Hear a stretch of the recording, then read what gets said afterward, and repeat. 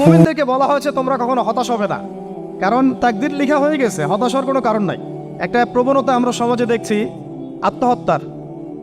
Young জেনারেশনকে আমরা নসিহত করব যে ভুলেও নিজের জীবনকে বিসর্জন দিতে যাবেন। আল্লাহ রাব্বুল আলামিন আপনাদেরকে সৃষ্টি করেছেন তার ইবাদত করার জন্য এবং তার জমিনে তার দিনটাকে প্রতিষ্ঠা করার জন্য। খেলায় খেলায় আপনার জীবনটা নষ্ট করবেন না, ঠিক আছে ভাই? আল্লাহ বোঝার তৌফিক দান করেন। তো কলম সৃষ্টি করার পরে কিয়ামত পর্যন্ত সব লেখা হয়ে গেছে। এখন আমাদের এই পৃথিবীতে তো মানুষ ছিল না, ছিল? এদিকে মনোযোগ দেন। এই পৃথিবীতে কি আগে মানুষ ছিল? এই পৃথিবীতে আগে কি ছিল তাহলে বলেন? হ্যাঁ, মাশাআল্লাহ। এই পৃথিবীতে আগে কি ছিল? এখন ওরা নাই? সবার সাথেই কিন্তু একটা করে আছে। কমপক্ষে কয়টা করে? সবার সাথে কমপক্ষে একটা করে।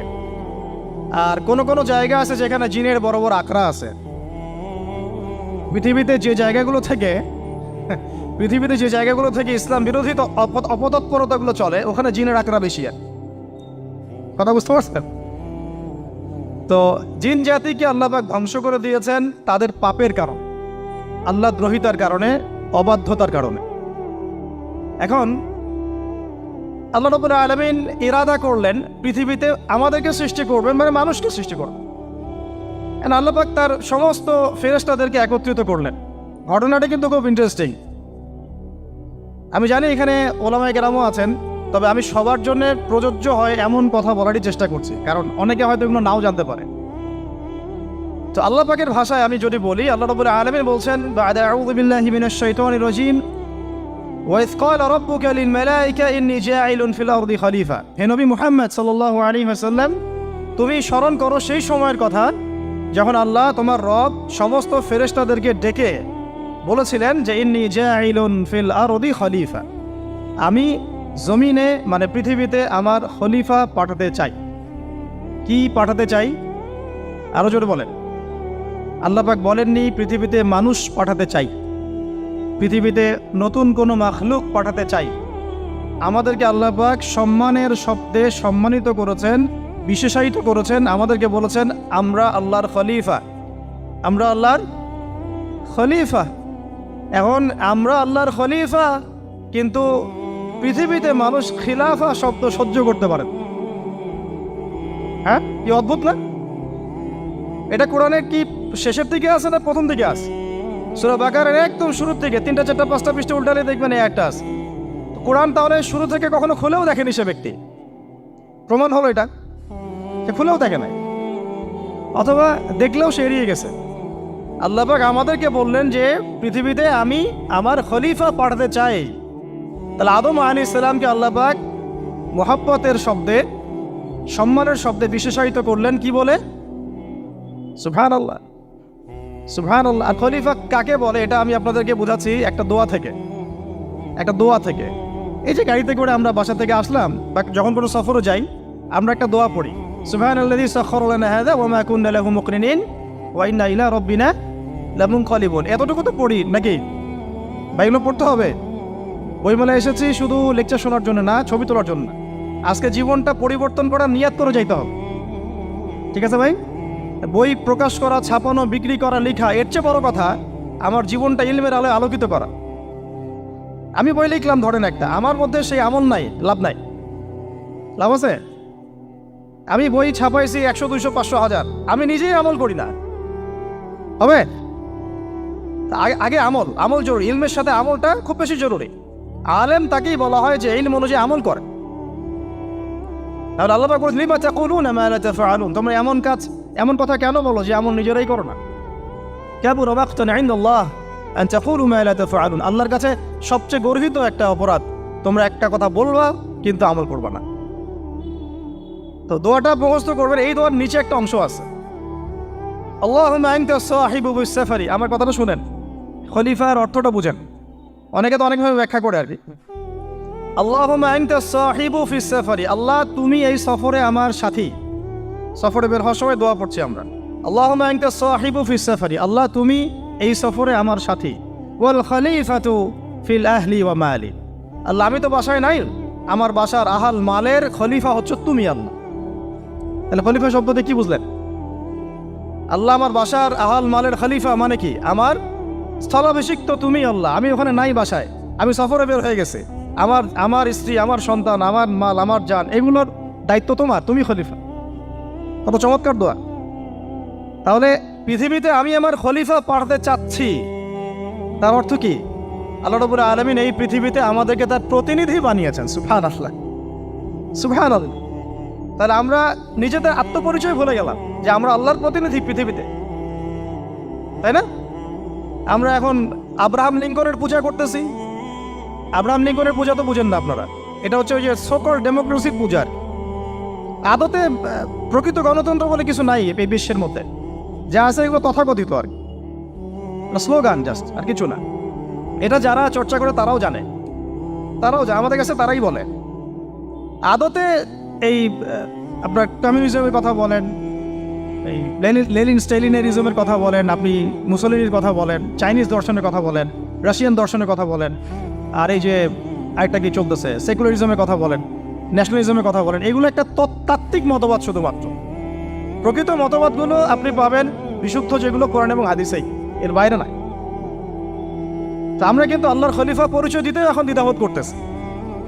এই জমিনে আল্লাহ পাক আমাদেরকে তার খলিফা বানিয়ে পাঠিয়েছে। এখন খলিফা হলাম কিভাবে? কিসের গুণে খলিফা হলাম? প্রশ্নটা এটা। আমাদের কি 10টা হাত, 10টা পা, বেশি শক্তি ফেরেশতাদের চাইতে, যে আমরা খলিফা হলাম কিসের ভিত্তিতে? আর কিভাবে হলাম এটা শুনুন। আল্লাহ পাক বলছেন, ওয়াল্লামা আদামাল আসমাআ কুল্লাহা। আল্লাহ বলছেন আমি আদমকে এই মহাবিশ্বের যত নাম আছে, নাউন্স, ইসম, সব শিক্ষা দিয়েছি। সুবহানাল্লাহ। এই মহাবিশ্বের যত নাম, এখানে ইসম শব্দের অর্থ কিন্তু জ্ঞান। ইসম মানে কি? এখানে জ্ঞান। মহাবিশ্বের যে জ্ঞানগুলো আছে, এই জ্ঞানগুলো আল্লাহ পাক আমাদের আদি পিতাকে শিক্ষা দিয়েছেন। আমাদের আদি পিতাকে আল্লাহ নিজে শিক্ষা দিয়েছেন। সৃষ্টিগতভাবে আমরা জ্ঞানী ছিলাম না, আল্লাহ পাক আমাদেরকে জ্ঞান শিক্ষা দিয়েছেন।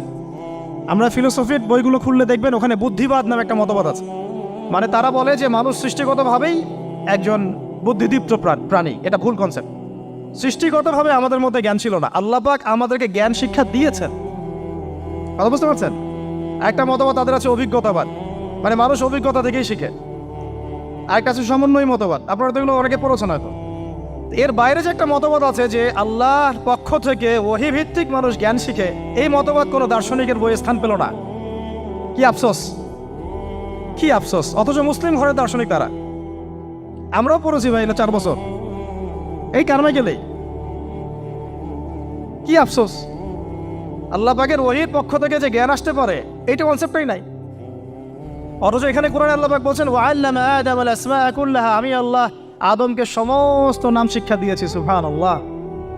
এরপরে এই যে জ্ঞান আদম আলাইহিস সালামকে আল্লাহ পাক শিক্ষা দিলেন, এর ফলশ্রুতিতেই আল্লাহ পাক বললেন যে ওয়াইয কুলনা লিল মালাইকা উসজুদু লি আদম, হে ফেরেশতারা তোমরা এখন আদমকে সিজদা করো। কি ফেরেশতাদেরকে দিয়ে আল্লাহ পাক আমাদের পিতাকে সিজদা করালেন কিসের মানদণ্ডে? কিসের কারণে? জ্ঞানের কারণে। জ্ঞানের কারণে ফেরেশতাদেরকে আল্লাহ পাক বললেন যে এই নামগুলো বলে দাও তো তোমরা। তারা বলতে পারলো না। তারা বললো লা ইলম আল্লাহুম্মা লা ইলমা লানা ইল্লা মা আল্লামতানা। আল্লাহ আমাদের তো সেই জ্ঞান নাই, শুধু ওইটুকু জ্ঞান আছে যা আপনি আমাদেরকে শিখিয়েছেন। তখন আল্লাহ পাক বলেছিলেন যে আমি যা জানি তোমরা তো জানো না। আমি কি বলি নাই যে আমি আসমান জমিনের গায়েবের সব খবর জানি? তখন আল্লাহ বললেন যে তোমরা সবাই সিজদা করো আদমকে। তাহলে আমাদের পিতাকে খলিফা করা হলো, জ্ঞান শেখানো হলো, আল্লাহ পাক নিজে শেখালেন, ফেরেশতার মণ্ডলীদের দিয়ে সিজদা পর্যন্ত করালেন। কিসের মানদণ্ডে? আরো আসতে বলেন, জ্ঞানের মানদণ্ডে। এখন যদি আমরা একটু প্রশ্ন ছুড়ে দেই নিজ নিজ বিবেকে, আমরা কি সেই ওহীর 10টা সূরাও শিখেছি? 10টা পারা কি পড়া হয়েছে কখনো? 10টা সূরারও কি অর্থ জানি? অনেকে তো 10টা আয়াতের অর্থ জানি না। আমরা কি সেই ওহীর 10টা হাদিস শিখেছি? তাহলে আমরা কোথায় সম্মান খুঁজতেছি? পশ্চিমাদের কাছে? বলেন। সত্যি সবচেয়ে আফসোস লাগে আমার একটা জিনিস, যে মুসলিমরা আমরা এখন আমাদের আত্মপরিচয় ভুলে যাচ্ছি, আর আল্লাহ পাক আমাদেরকে যেখানে সম্মান রেখেছে ওইখানে সম্মান না খুঁজে আমরা অন্যের দাসত্বের সম্মান খুঁজতেছি। আল্লাহ আমাদেরকে বোঝার তৌফিক দান করে। এটা অজ্ঞতার কারণে হচ্ছে। আমাদের কাজ তাদেরকে সচেতন করা বা তাদেরকে মেসেজ পৌঁছে দেয়া। আমরা উগ্র পন্থা অবলম্বন করব, আমরা হিকমার সাথে প্রজ্ঞার সাথে মানুষকে বোঝানোর চেষ্টা করব, এগুলো বোঝানোর অংশ। এখন আচ্ছা, আরেকটা কথা আপনাদেরকে বলি, একটা কথা আমি মাঝখানে মিস হয়ে গেছে। এই যে আল্লাহ পাক আমাদেরকে খলিফা করে পাঠিয়েছেন, খলিফার কাজ কি? প্রশ্ন না? আমাদের কাজ কি তাহলে? এই কাজটা আল্লাহ পাক আবার ব্যাখ্যা করেছেন সূরা সদের মধ্যে। কোন সূরায়? সূরা সদ। সদ নামে একটা সূরা আছে, সূরা ইয়াসিনের আগে পড়ে পাবেন। তো এখানে আল্লাহ পাক আরো একজন নবীকে তার খলিফা বলেছেন। সেই নবীর নাম দাউদ আলাইহিস সালাম। কি নাম? আর দাউদ আলাইহিস সালাম কিন্তু এই জেরুজালেম থেকে, যেখানে এখন ওই জায়নিস্টরা বোম্বিং করে আর কি, নিরীহ মুসলিমদেরকে হত্যা করে বিগত 70 বছর থেকে, ওই জেরুজালেম থেকে কিন্তু দাউদ আলাইহিস সালাম বিশ্ব শাসন করেছিলেন। তার পরবর্তীতে তার সন্তান সুলাইমান আলাইহিস সালামও কিন্তু ওখান থেকে বিশ্ব শাসন করেছিলেন। আর এখনকার বনু ইসরাইল দাবিদার এই জায়নিস্টরা, তারাও কিন্তু ওই ফিকিরই করছে, ওখান থেকে তারা বিশ্ব শাসন করতে চায় এবং তারা মনে করে তাদের একজন মাসিহ আসবে, সেই মাসিহ আসলে তারা বিশ্ব শাসন করবে। আমরা সেই মাসিহের নাম জানি মাসিহুদ দাজ্জাল। কি নাম? এই দাজ্জালকে ওরা ওদের সত্য মাসিহ মনে করে, আমরা জানি হচ্ছে মিথ্যা ভণ্ড প্রতারক মাসিহ, অথচ ওরা মনে করে এটা হচ্ছে সত্য মাসিহ। এই জায়গায় তারা ধোঁকা খাচ্ছে। অথচ সত্য মাসিহ হচ্ছেন ঈসা আলাইহিস সালাম, যিনি আবার শেষ জামানায় আসবেন এবং তার হাতেই এই মাসিহুদ দাজ্জাল মারা যাবে এবং তারপরে পুরো বিশ্বে আবার ওই খিলাফা কায়েম হবে। ওই যে খলিফা, ওটা সারা বিশ্বে কায়েম হবে। এই টাউন হলও বাদ যাবে না ইনশাআল্লাহ। এটা মানুষ মানতে চাচ্ছে না, কিন্তু মানুষ না মানলে কি? আল্লাহ পাকের নকশায় সব আঁকা আছে কখন কি হবে। কে কে কল্পনা করেছিল যে আজকে আপনারা বসে এখানে দিনের আলোচনা করবেন? কল্পনা করা যায় তো? যে শব্দগুলো আপনারা বলছেন এগুলো বললেই তো নাই গায়েব, এখন বলছেন। কেউ কি কল্পনা করেছিল যে হঠাৎ করে এমন একটা সময় চলে আসতে পারে? কেউ কিন্তু কল্পনা করেনি, আল্লাহ পাকের নকশায় ছিল। এখানে আমাদের একটা আফসোসের কথা, এখানে মাস্টার মাইন্ড আল্লাহ রাব্বুল আলামিন। প্রকৃত মাস্টার মাইন্ড কে? আমরা ক্রেডিট নেওয়ার প্রতিযোগিতায় ব্যস্ত হয়ে আছি এখন, কার কত ক্রেডিট নেওয়া যায়। এখানে একক ক্রেডিট পাওয়ার যোগ্য কেউ না, সমস্ত ক্রেডিট কার? আল্লাহ রাব্বুল আলামিন। এটা আল্লাহর সাথে গাদ্দারি করতে যায় না, তাহলে ভুলে যান। কারণ আমি বারবার বলেছি আপনাদেরকে, কোরআন থেকে একটা শিক্ষা আমরা শিখেছি, একটা কম যখন মাজলুম থাকে, দুর্বল মাজলুম জুলুমের শিকার হচ্ছে, আল্লাহ পাক সেই কমটাকে বাঁচান, কোনো না কোনো একজন ত্রাণকর্তাকে পাঠান, কোনো একটা সূরতে আল্লাহ পাক সেই কমকে বাঁচায় দেন। আবার যদি এই নিয়ামতটা পাওয়ার পরে ওই কম আবার এই জুলুম শুরু করে, আবার আল্লাহ দ্রোহিতা শুরু করে, আল্লাহ পাক তার চেয়ে বড় জালেম চাপাই দিন। কথা বুঝতে পারছেন? আল্লাহর সাথে গাদ্দারি করতে চাই না, আল্লাহ পাক আমাদেরকে বোঝার তৌফিক দান করেন। এখন খলিফার কাজটা কোথায় পাবেন? কোন সূরায় ভাই বলেন? সূরা সদে আল্লাহ পাক দাউদ আলাইহিস সালামকে খলিফা সম্বোধন করে বলছেন, ইয়া দাউদ। কি চমৎকার আহ্বান! ইয়া দাউদ, হে দাউদ, ইন্না জাআলনাকা খলিফাতান ফিল আরদ। দেখো, আমি আল্লাহ তোমাকে পৃথিবীতে খলিফা করেছি। কি করেছি? খলিফা করেছে। তোমার কাজ কি শোনো। ফাহকুম বাইনান নাসি বিল হক। বোঝার চেষ্টা করেন একজন খলিফার কাজ কি। খলিফা মানে আল্লাহর প্রতিনিধি, জমিনে যে দায়িত্বশীল, অন্য মানুষের উপরে যে দায়িত্বশীল, তার কাজ ফাহকুম বাইনান নাসি বিল হক, মানুষের মাঝে ন্যায় বিচার প্রতিষ্ঠা করবে, এটা তোমার কাজ। তাহলে এখন যারা আমরা এই জায়গায় আছি বা ভবিষ্যতে আসব, আরও কাল আগাতে থাকবে, সময় আগাতে থাকবে, নতুন নতুন নেতৃত্ব আসবে, সবার ফাংশন একটাই, ফাহকুম বাইনান নাসি বিল হক। আমাদের কাজ হবে মানুষের মাঝখানে কি করা? ন্যায় বিচার, বিচার ফয়সালার ক্ষেত্রে ইনসাফ করা, ন্যায় বিচার করা। তো ন্যায় বিচার তো এখন জাদুঘরে আছে নাকি? হ্যাঁ, কোনো কোনো ক্ষেত্রে আমরা চাই না যে ন্যায় বিচার জাদুঘরে যাক, আমরা চাই আবারও ন্যায় এবং সাম্যের সমাজ প্রতিষ্ঠা। ইনশাআল্লাহ এরপর থেকে আমরা কোনো অন্যায় সহ্য করব না। ইনশাআল্লাহ এরপর থেকে আমরা কোনো জল্লাদতন্ত্র কায়েম করতে দিব না। আমাদের যা আছে তাই নিয়ে প্রতিবাদ হবে ইনশাআল্লাহ। কারণ এখনকার প্রজন্ম প্রতিবাদের ভাষা বুঝে। এখন যদি আপনারা আবার সেই প্রাচীন জুলুমের তন্ত্রে মন্ত্রে ফিরে যান, তাহলে আল্লাহর গজব চলে আসবে, বড় গজব। তো খলিফার কাজ কি ভাই? কি কাজ বললাম বলেন? মানুষের মাঝখানে ন্যায় বিচার প্রতিষ্ঠা করা। আচ্ছা, আরো আছে, আয়াত শেষ হয় নাই। আল্লাহ পাক বলছেন ওয়ালা তাত্তাবিউল হাওয়া। আর ন্যায় বিচার করতে গিয়ে নিজের দাসত্ব মানে প্রবৃত্তির অনুসরণ করো না। ন্যায় বিচার করতে গিয়ে নিজের প্রবৃত্তির অনুসরণ করো না, মন গড়া বিধানের অনুসরণ করো না। আমার মামা, আমার চাচা, আমার খালু পার করে দিও না। প্রবৃত্তির অনুসরণ মানে কি? মন যাচাই তাই করো না। ন্যায় বিচার করতে গিয়ে আল্লাহ পাকের বিধান মেনে চলো। আর সূরা মাইদাতে আল্লাহ পাক বলেছেন আয়াত নাম্বার 44, 45, 47-এ, ওয়ামান লাম ইয়াহকুম বিমা আনজালাল্লাহ ফাউলাইকা হুমুল কাফিরুন। যারা আল্লাহ পাকের হুকুম অনুযায়ী বিচার ফয়সালা করে না তারা কাফির। 45-এ গিয়ে আল্লাহ বলছেন ওয়ামান লাম ইয়াহকুম বিমা আনজালাল্লাহ ফাউলাইকা হুমুল ফাসিকুন। যারা আল্লাহ পাকের বিধান অনুযায়ী বিচার ফয়সালা করে না এরা ফাসিক, পাপাচারী। 47 নম্বর আয়াতে গিয়ে আবার বলছেন ওয়ামান লাম ইয়াহকুম বিমা আনজালাল্লাহ ফাউলাইকা হুমুজ জালিমুন। যারা আল্লাহর হুকুম বিধান অনুযায়ী বিচার ফয়সালা করে না এরা জালেম। তো কাফেরও বলেছেন আল্লাহ, ফাসিকও বলেছেন, জালেমও বলেছেন। তাহলে বিচার ফয়সালা করার ক্ষেত্রে আল্লাহ পাকের বিধানকে সর্বোচ্চ অগ্রাধিকার দিতে হবে। নিজের প্রবৃত্তির অনুসরণ করা যাবে না। যদি করে তাহলে কি হবে? ইউদিল্লাকা আন সাবিলিল্লাহ, তাহলে এটা তোমাকে আল্লাহর রাস্তা থেকে সরায় নিয়ে যাবে। এর ফলে কি হবে? জেনে রাখো, ইন্নাল্লাযীনা ইউদিল্লুনা আন সাবিলিল্লাহ লাহুম আযাবুন শাদীদ বিমা নাসু ইয়াউমাল হিসাব। এটা পড়ে দেয়, নিশ্চয়ই যারা আল্লাহ পাকের সরল পথ থেকে বিচ্যুত হয়ে গেছে তাদের জন্যে কাল কিয়ামতের মাঠে আছে আযাবুন শাদীদ। আযাবুন শাদীদ মানে কঠিন কঠিন যন্ত্রণাদায়ক শাস্তি, এই কারণে যে তারা কিয়ামতের দিনটাকে ভুলে গিয়েছে।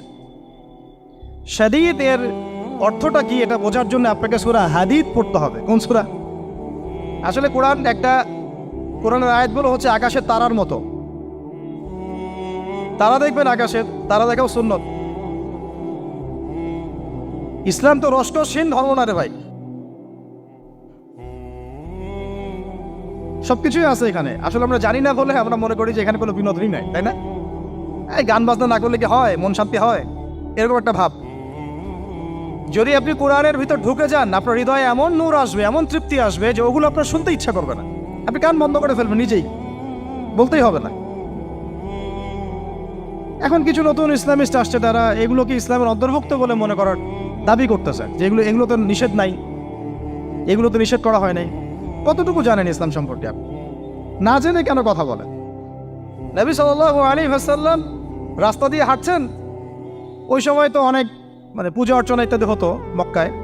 তো এখানে ঢাকঢোলের শব্দ আসছে। নবী সাল্লাল্লাহু আলাইহি ওয়াসাল্লাম নিজের 2 আঙ্গুল কানের মধ্যে ঢুকিয়ে দিলেন, দিয়ে পাশে একজন সাহাবী তাকে জিজ্ঞাসা করছেন হাঁটতে হাঁটতে হাঁটতে হাঁটতে, তুমি কি এখন আওয়াজ শুনতে পাচ্ছ? সাহাবী বলেন, না ইয়া রাসূলুল্লাহ, এখন আওয়াজ শুনতে পাচ্ছি না। তখন তিনি কান বের করলেন। এটা নবীর সুন্নত। আর আমরা নবীর সুন্নতকে উল্টাই দিচ্ছি কিভাবে দেখেন, আমাদের কানেই এখন ইয়ারফোন। উনি যেটা শুনে কান বন্ধ করতেন ওইটা আমরা কানে ঢুকায় রাখছি একবার। আল্লাহ আমাদেরকে বোঝার তৌফিক দান করেন। দেখেন, আমরা তো সবাই পাপী। আমার মনে হয় না আমরা কেউ নবী সাল্লাল্লাহু আলাইহি ওয়াসাল্লামের সুপারিশ ছাড়া পার পাবো, এমনটা মনে হয় না আমার। সবাই পাপী, আপনি আমি আমরা সবাই। তো যে নবীর সুপারিশ আমরা প্রত্যাশা করছি, সেই নবীর সুন্নতকে যদি এইভাবে অবজ্ঞা করতে থাকি তাহলে কি সুপারিশ পাবো ভাই? কি মনে হয় আপনাদের? অ্যাটলিস্ট সুন্নতকে তো সম্মান করতে হবে নাকি? আল্লাহ বোঝার তৌফিক দান করেন। আমি তাহলে যেটা বলছিলাম যে আল্লাহ পাকের বিধান অনুযায়ী বিচার ফয়সালা করতে হবে, এটা খলিফার কাজ। ন্যায় বিচার করতে হবে মানুষের মাঝখানে, এবং নিজের প্রবৃত্তির অনুসরণ করা যাবে না, তাহলে আল্লাহর পথ থেকে দূরে সরাই দেবে। এখানেই বললাম শাদীদ বুঝতে গেলে আপনাকে কোন সূরা পড়তে হবে? সূরা হাদীদ। আকাশের তারার কথা কেন বললাম? যে আকাশের তারাগুলো যদি মেলাতে পারেন দেখবেন বিভিন্ন শেপ তৈরি হয়। প্রত্যেকটা তারার অবস্থানের গাণিতিক একটা ব্যাখ্যা আছে। যারা অ্যাস্ট্রোনমি নিয়ে পড়াশোনা করেন তারা জানেন, এগুলো সবাই জানবেন না। প্রত্যেকটা তারাকে আল্লাহ পাক এত সূক্ষ্মভাবে স্থাপন করেছেন যে যদি সামান্য একটু ডানে বামে এগুলো সরে যায়, মহাবিশ্বের এই স্থিতিশীলতা নষ্ট হয়ে যাবে। এবং এটার কসমও আল্লাহ পাক কোরআনে করেছেন সূরা ওয়াকিয়ার মধ্যে। কোন সূরা? সূরা ওয়াকিয়াতে আল্লাহ পাক বলেছেন, ফালা উকসিমু বিমাওয়াকিইন নুজুম। আমি তারার অবস্থান স্থলের স্থিতির কসম করে বলছি। আল্লাহ পাক এর কসম করেছেন। কত গুরুত্বপূর্ণ জিনিস, ঠিক আছে? তো পরেরগুলো বললাম না। সূরা হাদীদ কেন পড়বেন? সূরা হাদীদ আল্লাহ পাক বলেছেন যে ওয়ানজালনাল হাদীদা ফীহি বাসুন শাদীদ। এই যে শাদীদ বুঝাতে গিয়ে হাদীদে আসছে। আল্লাহ পাক বলছেন যে আমি আল্লাহ পৃথিবীতে আসমান থেকে লোহা নাজিল করেছি। অবাক করার বিষয় না? লোহার খনি খুঁজতেছেন আপনারা মাটির নিচে, তাই না? আল্লাহ পাক বলছেন আমি লোহা নাজিল করেছি, আনজালনা, ঠিক যেমন ইন্না আনজালনাহু ফি লাইলাতুল কদর, আমি লাইলাতুল কদরে কোরআন নাজিল করেছি, আসমান থেকে নাজিল হয়েছে, তাই না? এরকমই ওয়ানজালনাল হাদিদা, আমি হাদিদ লোহা নাজিল করেছি, ফিহি বাসুন শাদীদ, যে লোহার মধ্যে আছে কঠিন শক্তি আছে না? আয়রন যে অণু পরমাণুগুলো, এগুলোর শক্তি সবচেয়ে বেশি না? কেমিস্ট্রিতে আপনারা পড়েছেন। তাহলে এখন আল্লাহ পাক বলছেন কিয়ামতের দিন তাদের জন্য আযাবুন শাদীদ, যারা আল্লাহ পাকের খলিফার দায়িত্ব পালন করবে না, যারা খলিফার দায়িত্ব পেয়েও ন্যায় বিচার করবে না, ইনসাফ করবে না, প্রবৃত্তির অনুসরণ করবে, ঠিক আছে, আল্লাহর পথ থেকে বিচ্যুত হয়ে যাবে, তাদের জন্য কিয়ামতের মাঠে এই শাস্তি আছে। তাহলে আমরা কি খলিফা শব্দ বুঝতে পারলাম? আমাদের পিতা যে খলিফা, এটা কি বুঝতে পারলাম? তাহলে এখন বলেন তো, প্রত্যেক নবী কি আল্লাহর খলিফা ছিলেন না? ছিলেন কি না? প্রত্যেক নবী কি আল্লাহর বিধান দিয়ে বিচার ফয়সালা করেন নাই? মানুষের মাঝখানে ইনসাফ করেন নাই? ন্যায় বিচার প্রতিষ্ঠা করেন নাই? এরপরে সাহাবায়ে কেরামের যুগে তারা কি ন্যায় বিচার প্রতিষ্ঠা করেন নাই? তাহলে হঠাৎ করে কি হলো বিশ্ববাসীর মধ্যে যে একেবারে কোরআন হাদিস এর মৌলিক বিষয়গুলো, এগুলো সব পাশ কাটিয়ে আমরা মানব রচিত বিধানগুলোর দিকে চলে গেলাম? রহস্যজনক না বিষয়টা? এটা হচ্ছে দাজ্জালীয় একটা শাসন আসতেছে সামনে। দাজ্জাল নিজেকে খোদা বলে দাবি করবে এবং সে সমস্ত মানব জাতিকে বোঝাবে যে সেই খোদা, নাউযুবিল্লাহ। সে অনেক ভেলকি দেখাবে, মানুষকে তার দিকে টেনে নিয়ে আসবে, এমনকি সে এক হাতে জান্নাত এক হাতে জাহান্নাম নিয়ে করবে। নবীজি বলেছেন যে তার জান্নাতে প্রবেশ করবে ওটাই তার জাহান্নাম, আর যে তার জাহান্নামে প্রবেশ করবে সেটাই হচ্ছে জান্নাত। তাহলে পুরো বিশ্ববাসীকে আল্লাহ থেকে দূরে সরিয়ে একটা গডলেস ওয়ার্ল্ডে রূপান্তরিত করার একটা তৎপরতা চলছে, লক্ষ্য করতেছেন না? এটা মূলত আপকামিং যে দাজ্জালীয় সভ্যতার ভবিষ্যৎবাণী নবীজি করেছেন, এই দিকেই ওয়ার্ল্ড যাচ্ছে আস্তে আস্তে ওই দিকে যাচ্ছে। তবে নবীজি এটাও বলেছেন সাল্লাল্লাহু আলাইহি ওয়াসাল্লাম যে আমার উম্মতের মধ্যে একটা তয়ফা, একটা দল, কিছু মানুষ সবসময় হকের উপর অটল থাকবে ইনশাআল্লাহ, কিন্তু তাদের সংখ্যা হবে খুব কম। এখন আমাকে আপনারাই বলেন যে ওই হকের উপর অটল থাকতে হলে আমার সেই জ্ঞান লাগবে কি লাগবে না? বলেন। যেই জ্ঞান আমাদের পিতাকে শেখানো হয়েছে, দেখবেন প্রত্যেকটা মানুষের মধ্যে কিছু প্রতিভা আছে, সৃজনশীলতা আছে, আছে না? একটা বুদ্ধিদীপ্ত একটা তাড়না মানুষের ভিতরে কাজ করে। এটা কোত্থেকে আসছে জানেন? আমাদের পিতার ডিএনএ থেকে আসছে। আমাদের পিতার ডিএনএ থেকে, আমরা কিন্তু সবাই তার সন্তান। এরপরে পৃথিবীতে মানুষ পাপাচারে যখন লিপ্ত হলো প্রচণ্ড রকম, তখন নূহ আলাইহিস সালামকে আল্লাহ পাক পাঠান এবং তিনি প্রায় 950 বছর দাওয়াতের কাজ করলেন, 40টা বা 80টা পরিবার ইসলাম কবুল করল। তখন আল্লাহ পাক এই মুমিনদেরকে বাদ দিয়ে সবাইকে গারদ করে দিলেন, ধ্বংস করে দিলেন। মানে আমরা যারা পৃথিবীতে এখন বেঁচে আছি, যে আপনি আমি, আপনাদের নাম আমি জানি না, আমরা যারা বেঁচে আছি, আমরা কিন্তু কোনো না কোনোভাবে ওই 40 বা 80 পরিবারের সন্তান। আমরা আত্মীয়, কিন্তু আমরা সবাই কিন্তু আত্মীয়, জানেন? 40টা বা 80টা পরিবার বাদ দিয়ে বাকি সব মানুষকে আল্লাহ পাক ধ্বংস করে দিয়েছিলেন নূহ আলাইহিস সালামের মহাপ্লাবনে। ঘটনা জানেন না? 40 বা 80টা পরিবারকে বাদ দিয়ে বাকি সবাইকে আল্লাহ পাক ধ্বংস করেছেন ওই মহাপ্লাবনে। তাহলে এখন এই বিশ্বে যত মানুষ আছে তারা কয়টা পরিবারের সন্তান? ওই 40-80। আমরা কোনো না কোনোভাবে একে অপরের আত্মীয় হই, মুসলিম অমুসলিম সবাই, মুসলিম অমুসলিম সবাই। আমরা যে অসাম্প্রদায়িকতার কথা বলি না, এই শব্দটাকে ভালো অর্থে নেওয়া যায়। কি অর্থে? অন্যান্য ধর্মাবলম্বী মানুষ যারা, তারা তাদের ধর্ম স্বাধীনভাবে পালন করবে, কোনো সমস্যা নেই, আমরা তাদের এই কাজে বাধা দিতে যাব না। একইভাবে আমরা আমাদের ধর্ম স্বাধীনভাবে পালন করব, তারা এখানে কোনো বাধা দিতে পারবে না। সিম্পল। তারা তাদের উৎসব তাদের মতো পালন করবে, আমরা আমাদের উৎসব আমাদের মতো পালন করব। না আমি মূর্তি পাহারা দিতে যাব, আর না আমি মূর্তি ভাঙতে যাব। সিম্পল। আমি পাহারাও দিতে যাব না, ভাঙতেও যাব না। সিম্পল। আমরা কি কুরবানিতে তাদেরকে বলতে পারবো ভাই আসেন আমার বাসায় দাওয়াত খান? এটা হয় কখনো? লাকুম দীনুকুম ওয়ালিয়া দিন, আপনাদের দিন আপনাদের, আমাদের দিন আমার। সিম্পল। এই অর্থে ঠিক আছে, কিন্তু সব ধর্ম মিলে যে নতুন ধর্ম বানানোর চেষ্টা করা হচ্ছে বাংলাদেশে, এটা ঠিক নাই। এটা শুভঙ্করের ফাঁকি। সব ধর্ম মিলে নতুন ধর্ম করার কোনো সুযোগ নাই। আমরা সবাই এক পরিবারের সন্তান। এখন আমাকে বলেন, নূহ আলাইহিস সালামের একটা ছেলে ছিল, নাম জানেন? কি নাম বলেন? কে? না, মাশাআল্লাহ। কয় ছেলে ছিল তার? হ্যাঁ না, মূলত চারজন সন্তান থেকে বড় বড় চারটা গোত্র সৃষ্টি হয়েছে। শাম এক সন্তানের নাম কি? এটাকে কেন্দ্র করে এই যে সিরিয়ান কন্টিনেন্টে, পুরো প্যালেস্টাইন, সিরিয়ান, অ্যারাবিয়ান কন্টিনেন্টে যত মানুষ তার বংশধর। ঠিক আছে? হাম একটা সন্তানের নাম হাম। এখান থেকে আফ্রিকার যে কালো কালো মানুষগুলো সব তাদের বংশধর। একটা হচ্ছে ইয়াফাস, ইউরোপিয়ান যারা সাদা চামড়া সব এদের বংশধর। আরেকটা যে কেনান। এই ছেলেটা কি বলেছিল? বাবা ডাকছে নৌকায় আসো তাড়াতাড়ি, নৌকায় আসো তাড়াতাড়ি, না হলে আজকে আল্লাহ পাক আযাব দিয়ে ধ্বংস করে দিবে। সে নবীর সন্তান হওয়ার পরেও আল্লাহ প্রদত্ত ওহীর জ্ঞানকে মূল্যায়ন না করার কারণে ধ্বংস হয়ে গেল। আর ওই 40টা বা 80টা পরিবার নাজাত পেল কিভাবে? আল্লাহর পক্ষ থেকে নাজিলকৃত ওহীর জ্ঞানকে প্রাধান্য দিয়ে আনুগত্য করে। তাহলে কোন জ্ঞানকে আমরা প্রাধান্য দিব ভাই?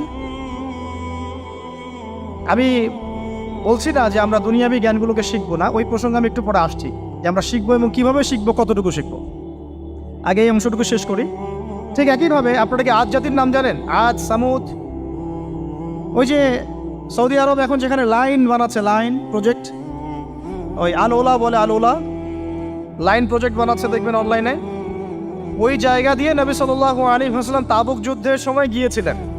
যাওয়ার সময় তিনি বলেছিলেন, তোমরা মাথা নিচু করে কান্নাকাটি করতে করতে এখান থেকে অতিক্রম করো। সাহাবীরা মাথার উপর কাপড় দিয়ে কান্নাকাটি করতে করতে জায়গাটা পার করেছেন, কারণ ওই জায়গায় সামুদ জাতি ছিল যাদেরকে ধ্বংস করা হয়েছে। ওটা হচ্ছে এখন পর্যটন স্পট।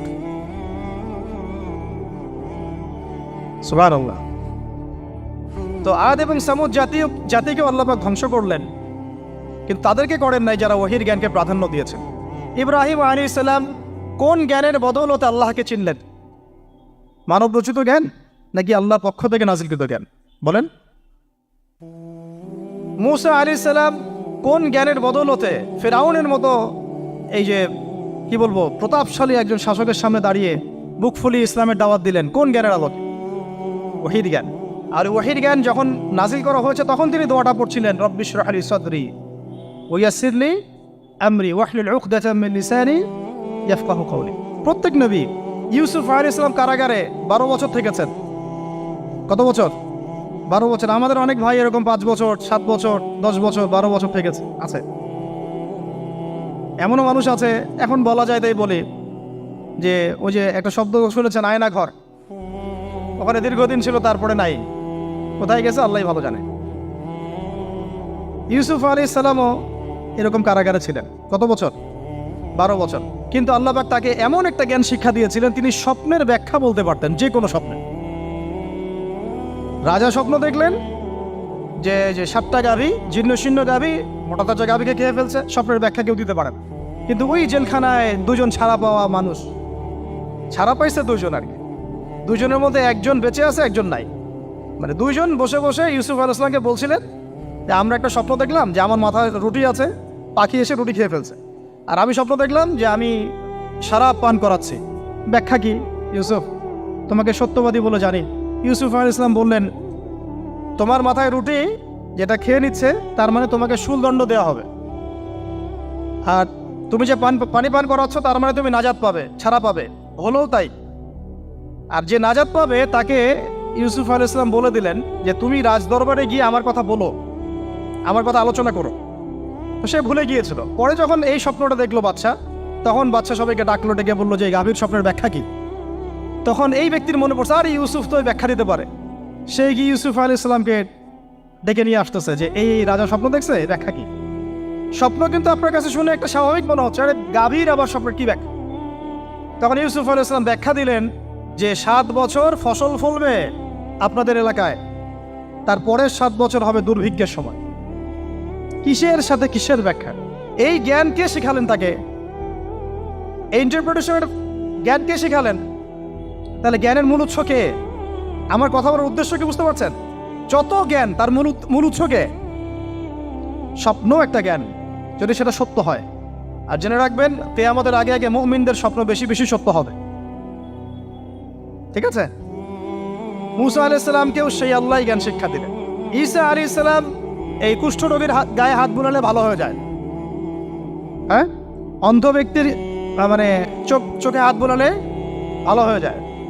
এমনকি মৃত ব্যক্তিকে তিনি বলছেন কুম বিইজনিল্লাহ, আল্লাহর হুকুমে দাঁড়িয়ে যাও, দাঁড়িয়ে গেল। এই জ্ঞান কে দিয়েছেন তাকে? দাউদ এবং সুলাইমান আলাইহিস সালাম এই যে পশু পাখির ভাষা বুঝেন, সুলাইমান আলাইহিস সালাম পিঁপড়ার ভাষাও বুঝেন। আপনাদের সায়েন্স কি পিঁপড়ার ভাষা বুঝে? হ্যাঁ, আমরা তো এখন সায়েন্সকে সব কিছুর মানদণ্ড মনে করি, তাই না? সায়েন্স যদি বলে হ্যাঁ তাহলে হ্যাঁ, না বললে না। মানে এমন একটা ভাব, দেখেন সায়েন্সকে আমরা ইলাহ বানাইছি, ইলাহ, উপাস্য। সায়েন্স যদি বলে যে পৃথিবী থেকে অমুক অমুক কোটি কোটি আলোকবর্ষ দূরে একটা গ্রহের সন্ধান পাওয়া গেছে, নাম দিল ধরেন যে আলফা এক্স ওয়াই জেড কিছু একটা, ওখানে হুড়পড়ি আছে, হ্যাঁ ওখানে দুধের সাগর আছে, মধুর সাগর আছে, তো মানুষ তখন বিশ্বাস করা শুরু করবে হ্যাঁ হ্যাঁ তাই তো, তাই থাকতেই পারে। নাসা বলেছে না হয়ে পারে, নাসা মন্তব্য করেছে না হয়ে পারে।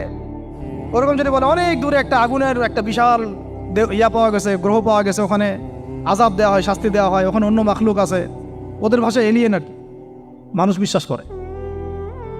কিন্তু আল্লাহ পাক কোরআনে বলছেন যে সুলাইমান আলাইহিস সালাম পিঁপড়ার ভাষাও বুঝতেন, ওই কথা বিশ্বাস করতে চাচ্ছে না। সুলাইমান আলাইহিস সালাম বাতাসে ফ্লাই করতে পারতেন, এটা বুঝতে পারতেছে না, বিশ্বাস করে না।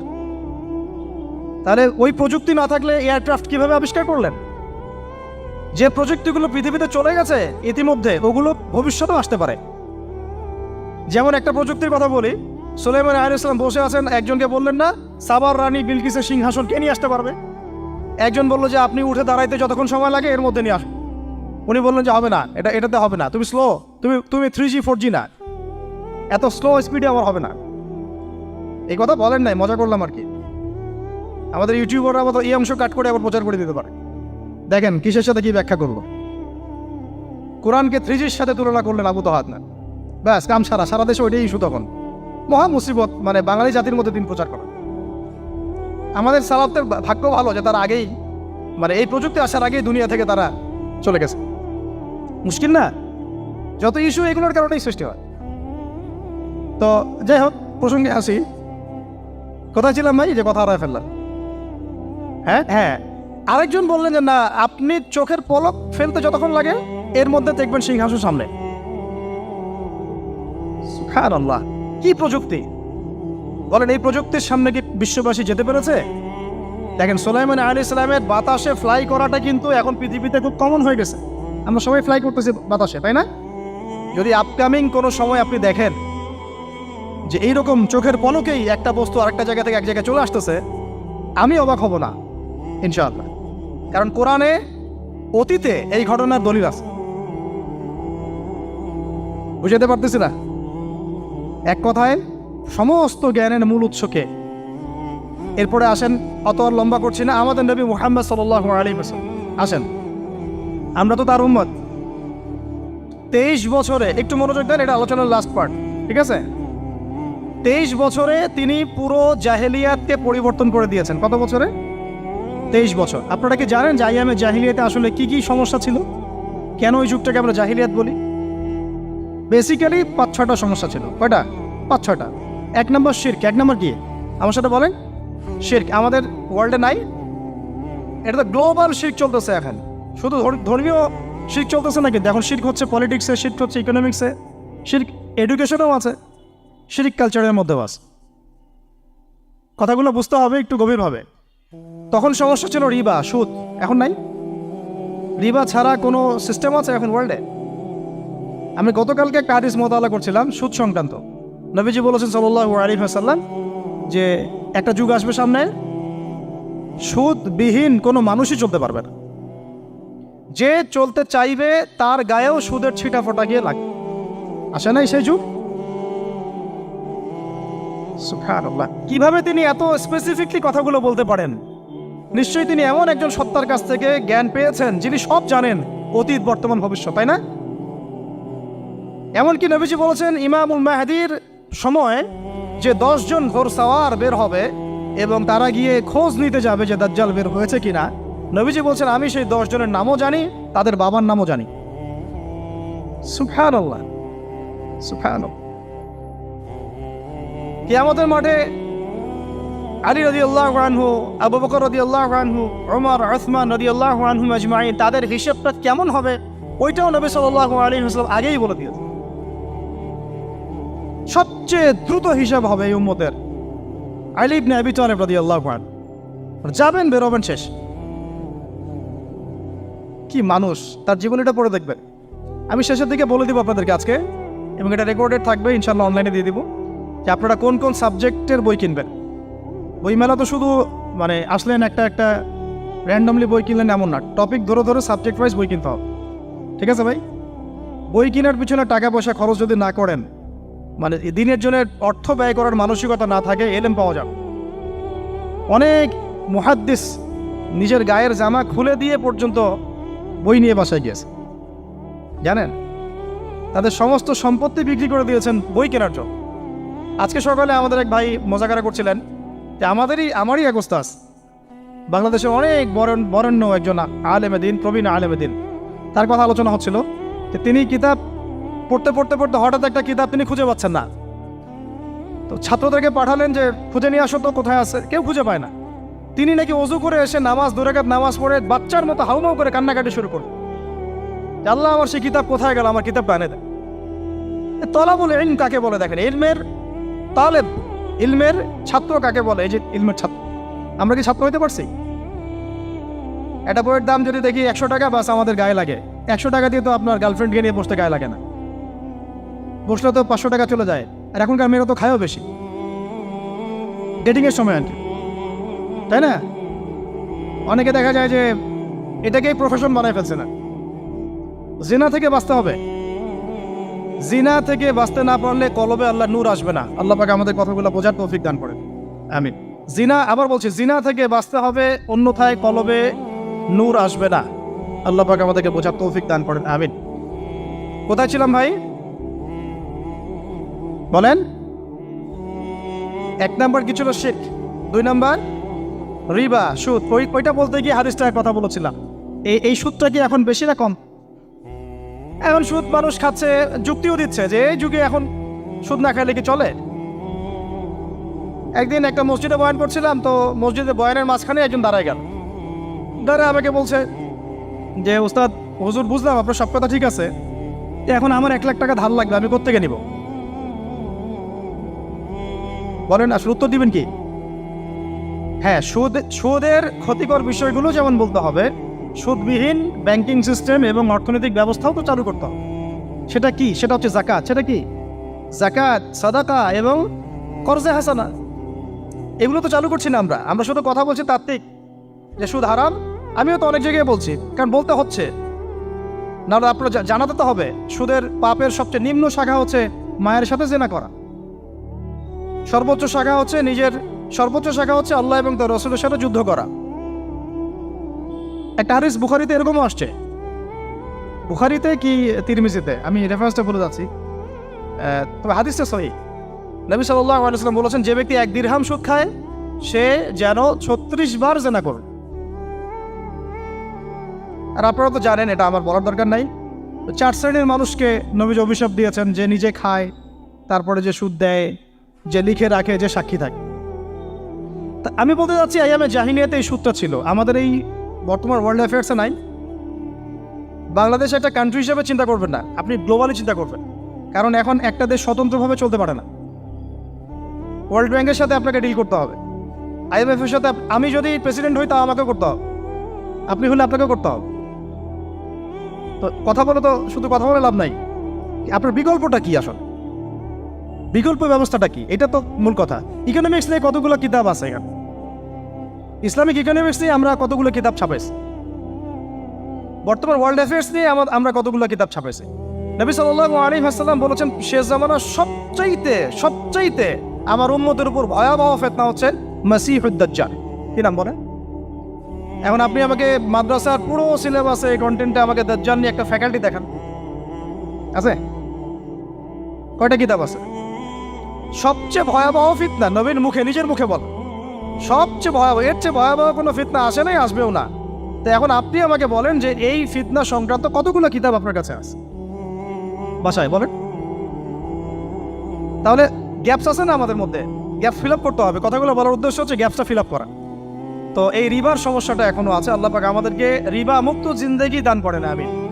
এবং আমি রিকোয়েস্ট করব বিনয়ের সাথে যে আমাদের ঊর্ধ্বতন কর্তৃপক্ষ যারা আছেন, শুধু একটা কাজ করেন না, একটা কাজ একটা বছর করেই দেখেন না কি হয়।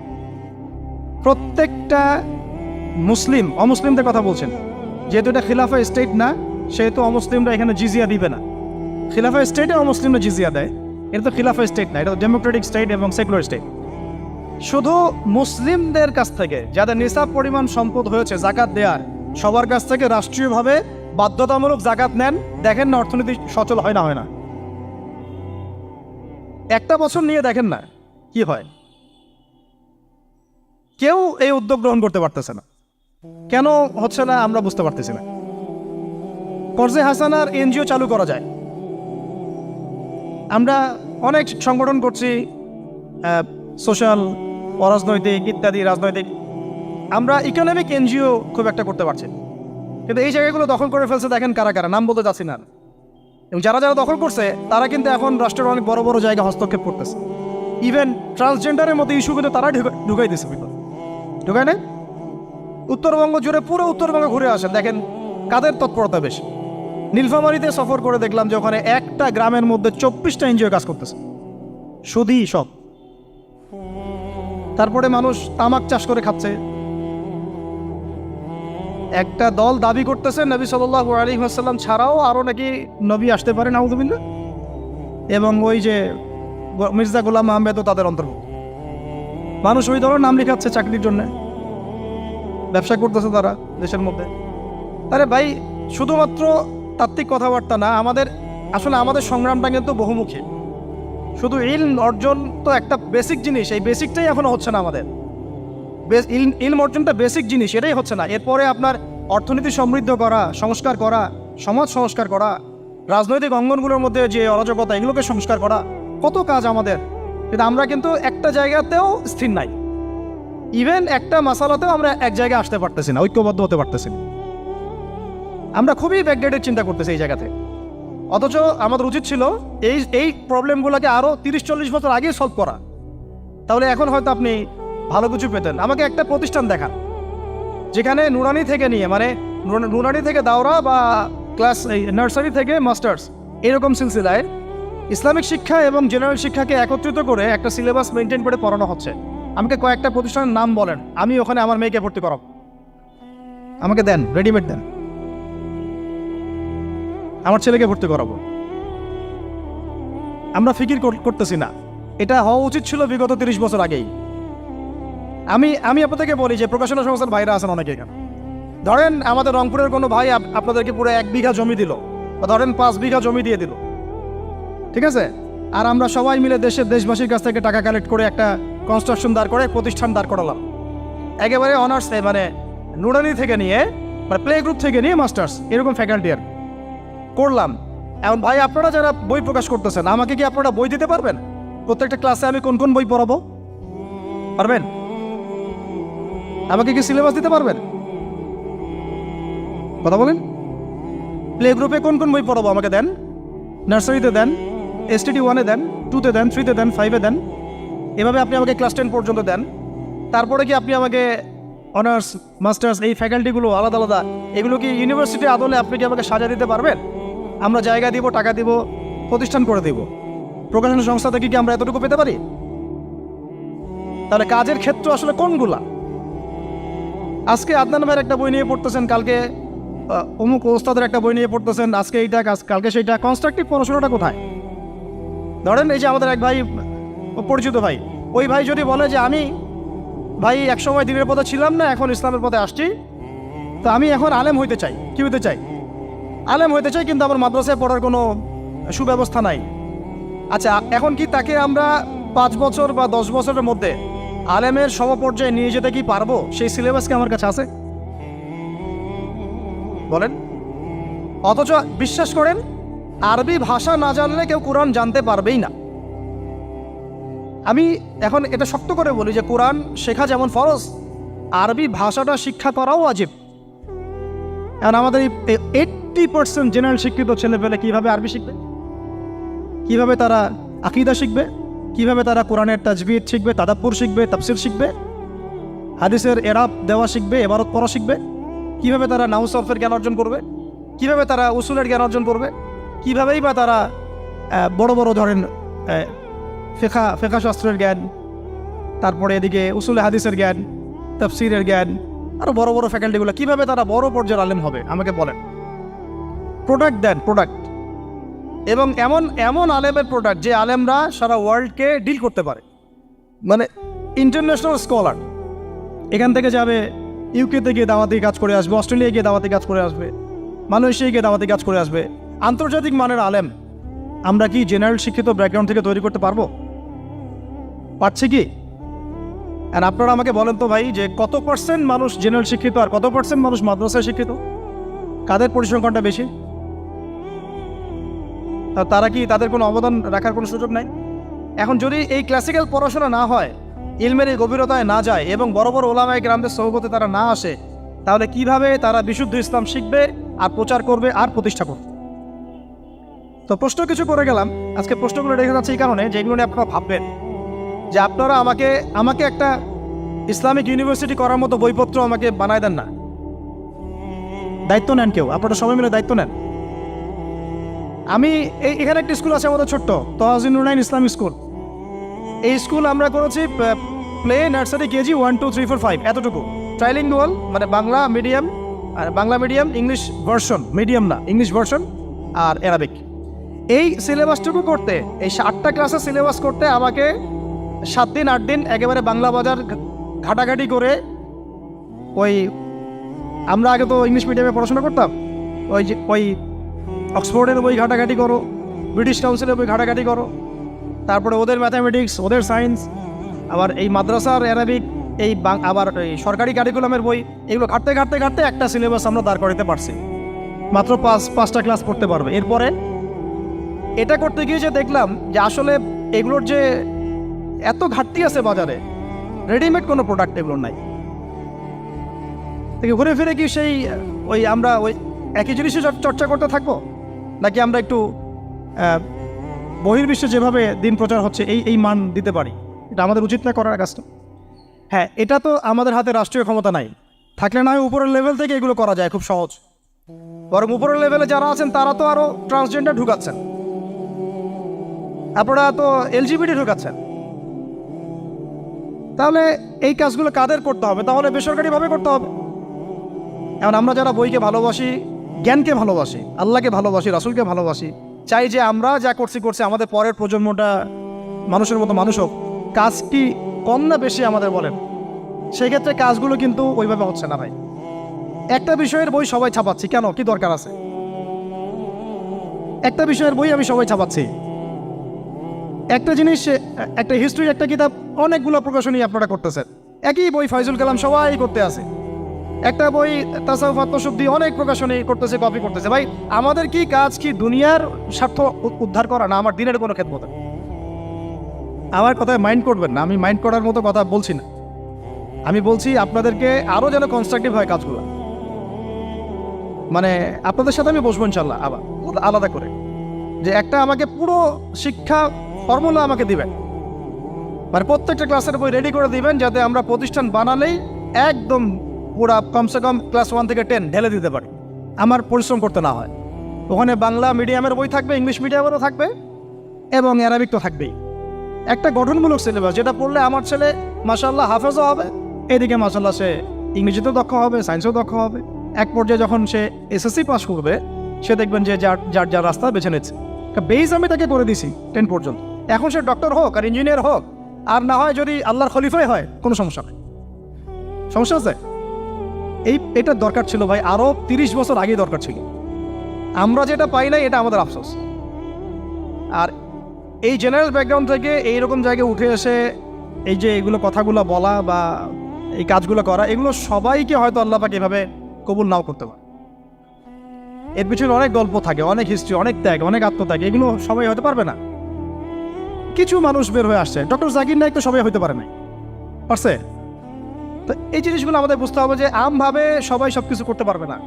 আমাদের একটা একাডেমিক ফর্মুলা দরকার, যেখানে আমরা পড়বো, আমরা আলেম হয়ে বের হবো। পারা যাবে তো ইনশাআল্লাহ? আচ্ছা, অনেক গভীরে চলে গেছি, আপনাদেরকে মানে অনেক বেশি বিরক্ত করে ফেলতেছি আর কি। কথাগুলো বলার খুব মন চাচ্ছিল, তো বলে ফেললাম। আর আমরা চাচ্ছি কথাগুলো সবার কাছে পৌঁছাক, যাতে করে অন্তত বিভাগীয় শহরগুলা, অন্তত ঢাকা, রংপুর, রাজশাহী, মানে বড় বড় শহর আমাদের চট্টগ্রাম, কক্সবাজার ইত্যাদি ইত্যাদি বড় বড় শহরগুলোতে যদি একটা করে এরকম একটা করে প্রতিষ্ঠান থাকে, যেখানে আপনি পুরো জেনারেল শিক্ষা এবং ইসলামী শিক্ষা দুটোকে সমন্বয় করে এবং এই মানে দ্বিমুখী শিক্ষার মেরুকরণটাকে দূর করে একটা কনস্ট্রাকটিভ সিলেবাস দিতে পারেন, দেখবেন আজকে না হোক, আজকে থেকে 10 থেকে 15 বছর পরে আমাদের ছেলে মেয়েদের একটা প্রজন্ম আসবে, দেখবেন ইনশাআল্লাহ ওরা আমাদের চেয়ে অনেক ডিনামাইট হবে। এই যে আজকে অনেকগুলো আয়াত বললাম, অনেকে হয়তো জানেন না বা পড়েন নাই, ওরা বলতেই বুঝে ফেলবে কোন সূরায় আছে। হবে না? সম্ভব। আর যদি না করতে পারি তাহলে ঘুরে ফিরে ওই একই অবস্থা। ওইটা দিয়ে হবে না ভাই। এই মানে ইসলাম বিষয়টা কি, এটা এমন না যে কিছু অংশ নিলাম কিছু অংশ নিব না, এটা এমন না। নিলে ভাই নেওয়ার মতো নেওয়া লাগে। উদখুলু ফিস-সিলমি কাফা, একেবারে পরিপূর্ণরূপে দিনে প্রবেশ করেন। সিরিয়াসলি নেন, চান্স তো একটাই। আল্লাহ পাক আমাদের কথাগুলো বোঝার তৌফিক দান করুন। আর আমাদের সন্তানদের সাথে তো আমরা এটা হতে দিতে পারি না। আমরা না হয় অনেক সময় নষ্ট করে ফেলছি। আমরা এই টাউন হলে বসে চা খাইছি, আড্ডা মারছি একসঙ্গে, স্কুলে পড়ার সময়, কলেজে পড়ার সময়। এবং এখানে কি হয় না হয় আমি খুব ভালো করে জানি। এবং আমারও সময় এমন কিছু হতো না যেটা এখন হোমোসেক্সুয়ালিটি, এখন এখানে হোমোসেক্সুয়ালিটি হয়। তাহলে বলেন এগুলো আমাদের জিম্মেদারি না? আচ্ছা, রংপুরে, অন্তত রংপুরের শহরে এইরকম উদ্যোগ নিতে পারবেন কারা কারা? হাত তুলেন দেয়। আমি যে কথাগুলো বললাম, কার কার সাহস আছে? এগুলো তাত্ত্বিক কথা বলে চলে গেলে কাজ হবে না। বইমেলা একবার হয়েছে, এরপরের বইমেলা না হয় আপনাদের প্রতিষ্ঠানের ক্যাম্পাসে করবেন, সমস্যা কি? রংপুরে অন্তত পক্ষে এরকম একটা ক্যাম্পাস গড়ে তোলেন। যার যা আছে তাই নিয়ে নামেন। কারো অর্থ থাকলে, কারো জমি থাকলে, কারো বুদ্ধি থাকলে, কারো প্রকাশনা সংস্থা থাকলে, কারো টিচার প্যানেল থাকলে আসেন, রংপুরে একটা কিছু করে দেখাই। আর সবাই যদি তাকায় থাকি একজনের দিকে যে আদনান ভাই করবে, অমুক ভাই করবে, তমুক ভাই করবে, তারা তো হলো না। কারণ আমরা তো কারো উপর নবী হয়ে আসি নাই। সবাই মিলে হাত লাগালে তখন কাজ করা যাবে ইনশাআল্লাহ। এমন এই প্রতিষ্ঠানগুলোর দরকার আছে না নাই? এর গুরুত্বটা বোঝার যোগ্যতা আল্লাহ পাক আপনাদেরকে দান করেন, দোয়া করি আমি। তো ভাই আর লম্বা করতেছি না, আমি শেষের অংশটুকু বলে শেষ করে দিচ্ছি যে এই সুদ আর শিরক যেমন ওই সময় ছিল এখনও আছে। আর ওই আইয়ামে জাহিলিয়াতের সেই সুদ আপনি দেখলেন, এখন শিরক দেখলেন, মাদক আছে না নাই? আইয়ামে জাহিলিয়াতের মাদক, আইয়ামে জাহিলিয়াতের এই নারী জাতির অবমাননা আছে না সমাজে? নাই?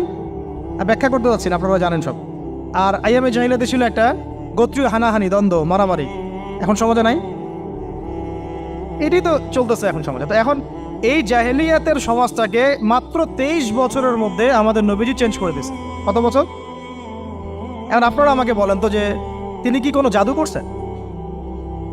তিনি কি কোনো জাদু দেখাইছেন সমাজে এসে? মানুষকে মারছেন? মানুষকে কি তিনি মানে কঠোর ছিলেন? তিনি, তার কাছে আল্লাহর ফেরেশতা আসতো, তিনি কি সেই শক্তি কাজে লাগায় একদম সমাজের মানুষকে জোর করে ইসলাম কবুল করাইছেন? তিনি কি করছেন 23 বছরে? এটা বলেই শেষ করে দিব।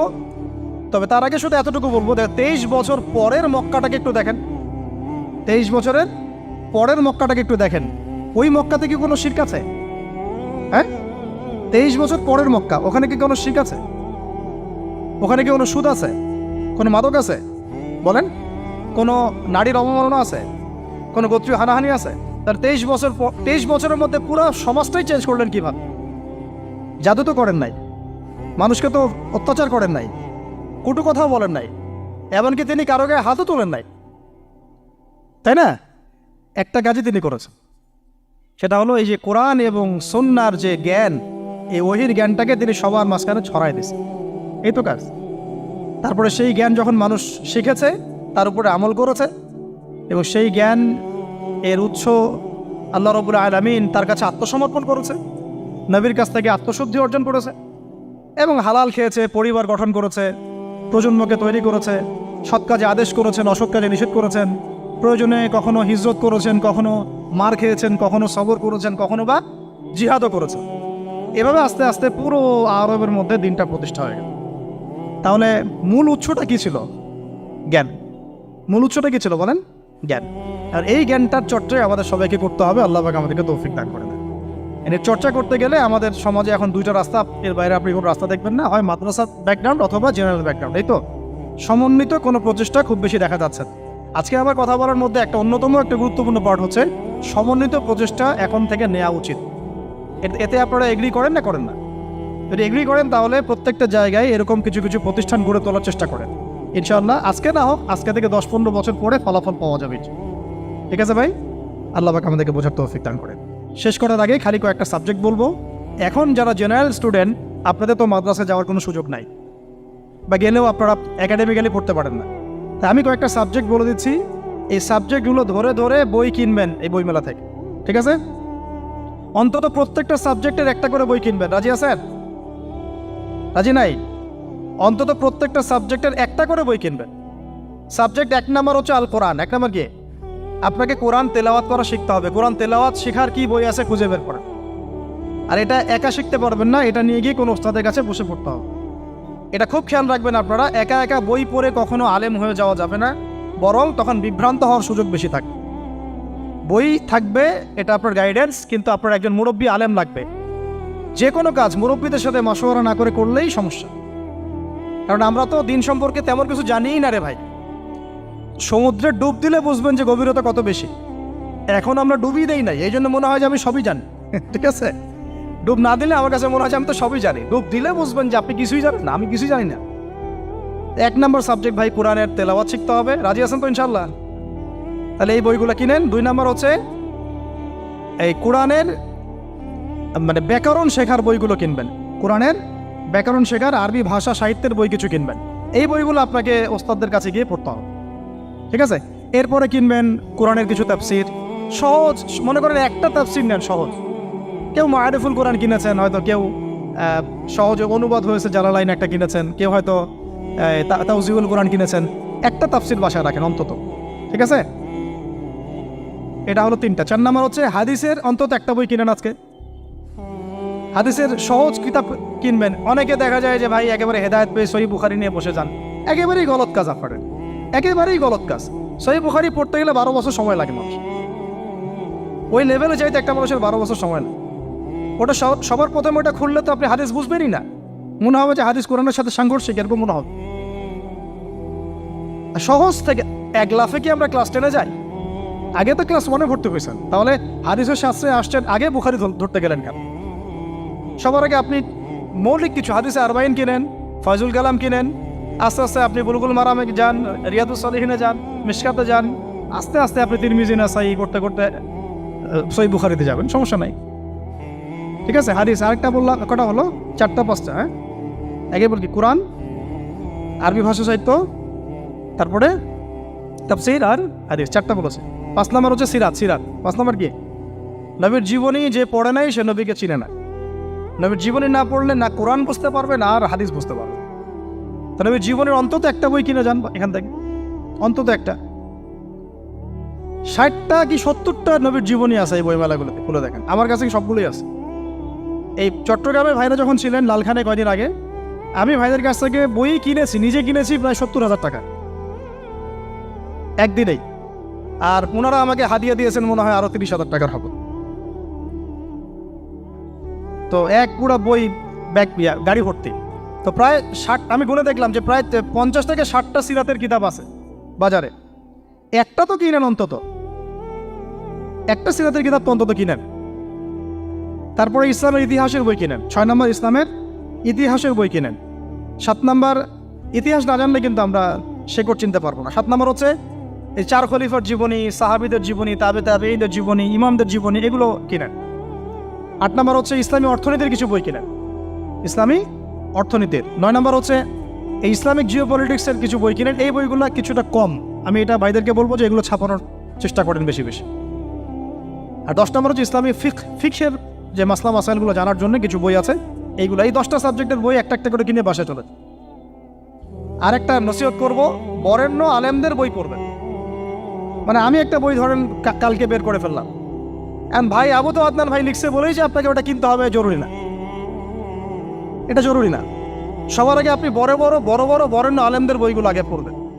তারপরে আপনার একটা মেজাজ এমনি তৈরি হয়ে যাবে যে কোনটা হক আর কোনটা বাতিল, এটা আপনি নিজেই বুঝতে পারবেন তখন।